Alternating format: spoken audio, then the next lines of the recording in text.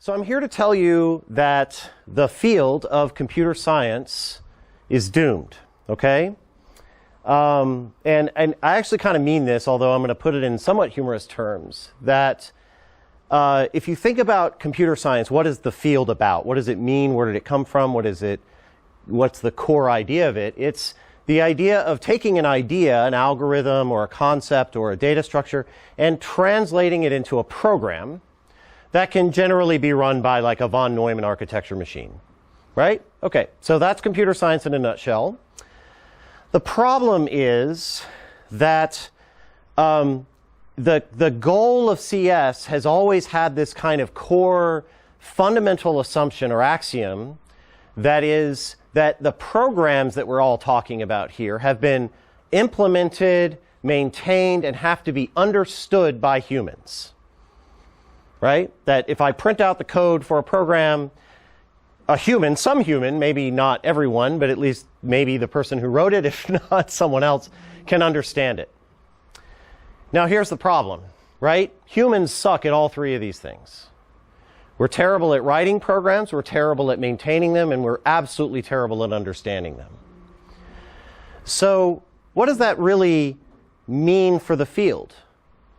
So I want to make this claim that 50 years of research into programming languages has done effectively nothing to solve this problem. We've been at this for a long time now. 50 years is a long time. And we keep inventing new languages and new programming concepts and new abstractions and new data types and new proof methodologies.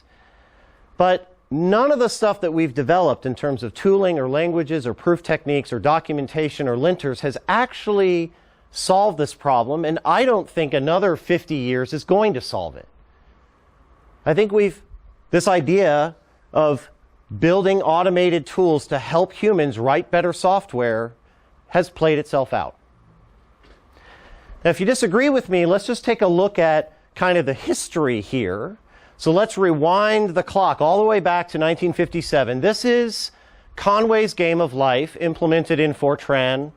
I don't remember which dialect of Fortran this is, but Fortran came about in about 1957.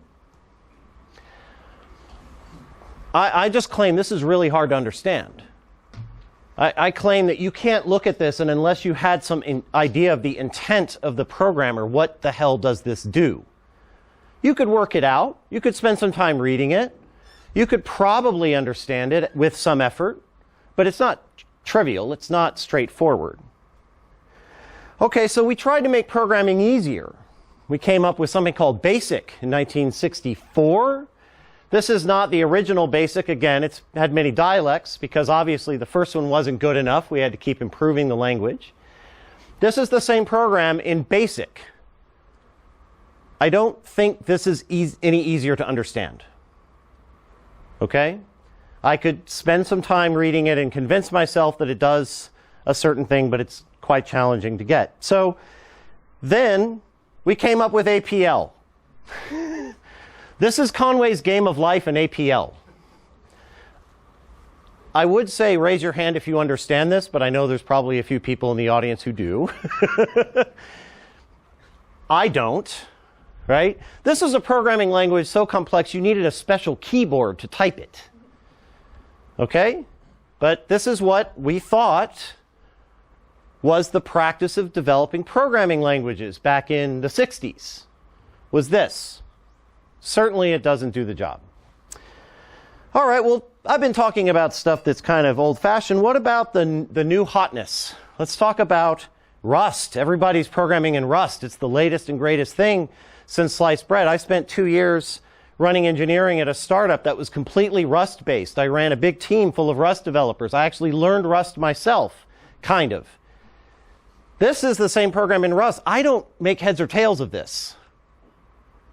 It is incredibly hard to write programs that are easy to understand, easy to maintain, easy to reason about. Okay? So that's the kind of state of the art. This is where we've gotten in 50 years, from Fortran to this. And I just want to make the claim that this is not going to work. Okay? We're done. Game over. So what's next? Well, this is how I write code today. This is a prompt passed to the GPT-4 model. And it's part of a larger program that reads in some text of a transcript that's been derived from a podcast audio feed. We're feeding the transcript into the model, and we're giving it these instructions. We're saying, please summarize the following segment of this podcast transcript. Only use the information in the text. Do not, in caps.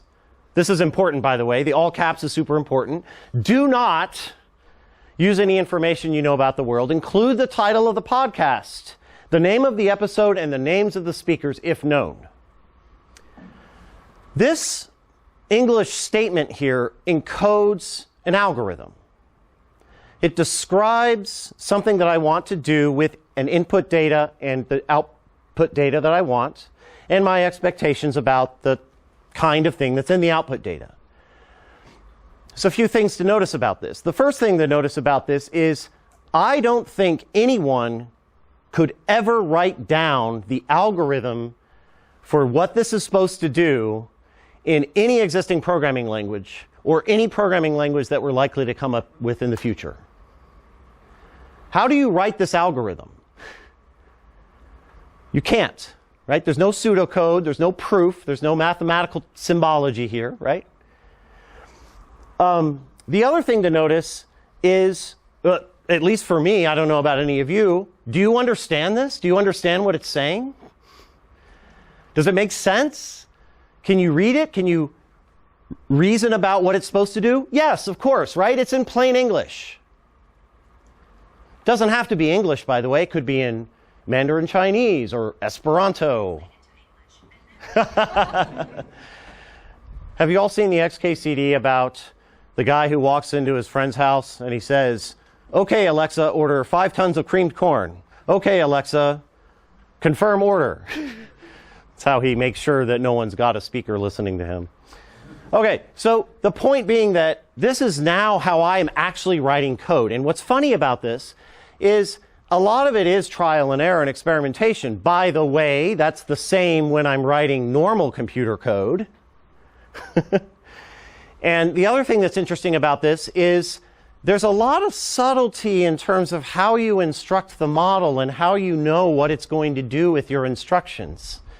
You can't write a manual that says, well, here's the set of words that you need to use to get the model to do X, Y, or Z.